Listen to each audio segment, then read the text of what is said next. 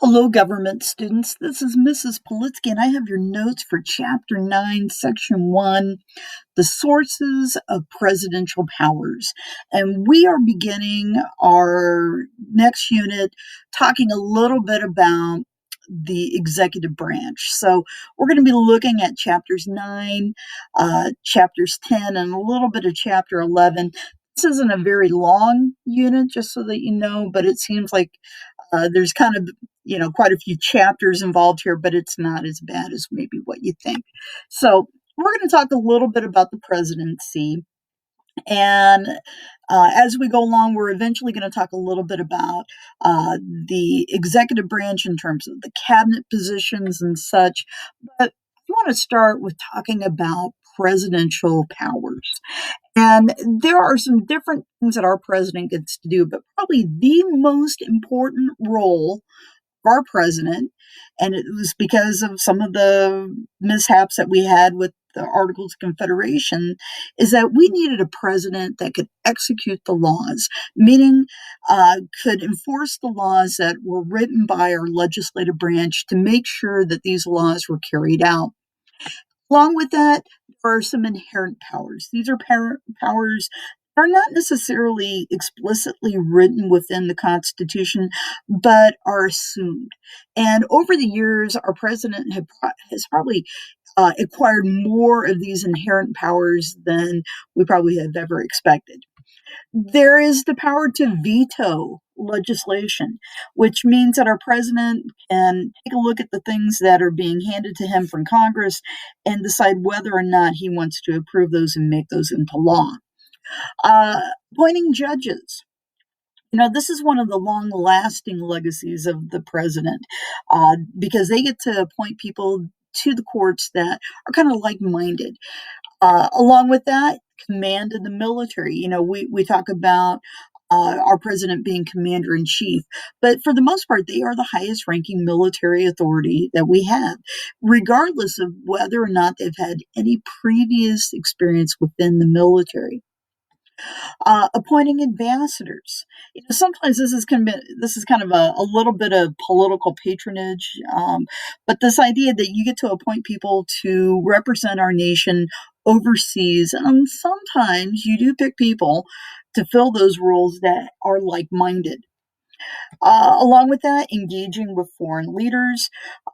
Sometimes our presidents can pick up the telephone and they can call a leader of the world and to kind of explain their position on certain issues.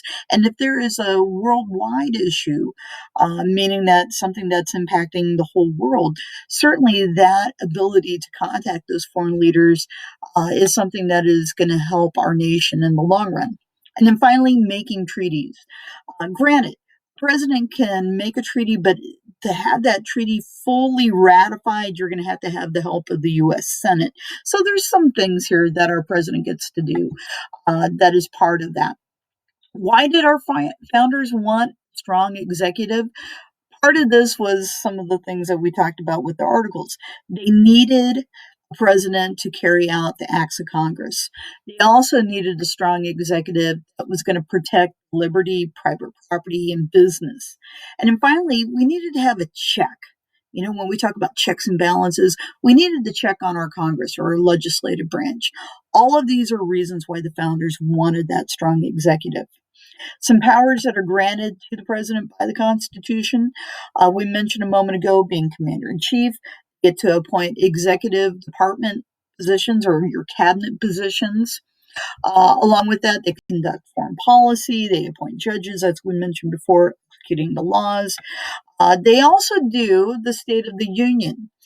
Today, this is like a public address that is actually broadcasted on TV. But years ago, it was more often a letter that was not even delivered in person by the president. It was actually a letter written by the president. And a lot of times they would send an aide to Capitol Hill and they would get up and they would read the letter. But since the time of Woodrow Wilson, our presidents have actually been going to Capitol Hill to join a joint session of Congress to kind of tell them what's going on. Proposing legislation, meaning that our president can come up with ideas for new laws. And then finally, calling Congress into special session, meaning that if we have an issue that is very important to our nation, our president can call members of Congress back to Washington that might be on their vacation. And every so often, this is done. More recently, it's been done whenever we've had issues with the federal budget. Uh, Along with this, we want to talk a little bit about some of the powers. And I mentioned before, there are things that are known as inherent or implied powers.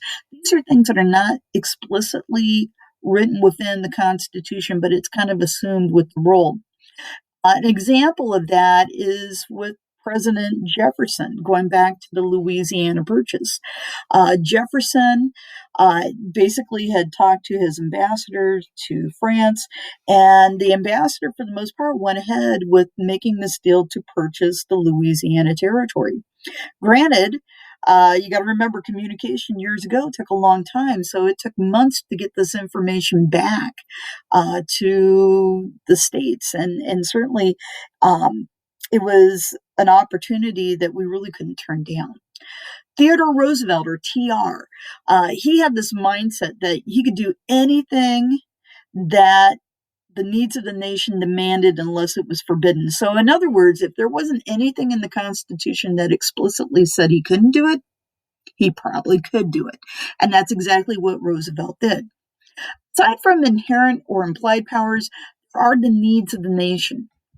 Okay, great example would be going back to the 1930s of the Great Depression era. President Franklin Roosevelt basically initiated the New Deal. Okay, the New Deal was a variety of different governmental programs that, for the most part, were going to help improve our economy. If you remember back to history, it's all about relief, recovery, and reform. And certainly, that was something that had to be done. Some of the things that he did were unconstitutional, and the Supreme Court told him that. But he really thought that the needs of the nation came first. And certainly that's why the program basically did what it did. Aside from that, there is the mandate of the people. This is something that we, the people, demand. And again, FDR, he started doing these things called fireside chats, which were weekly conversations about what was happening in our nation. And in many cases, it was these conversations that were broadcasted over the radio that really kind of calmed the nation down. So in a sense, it was kind of the need of the nation, but it also had a calming effect on all of us. Thank you very much.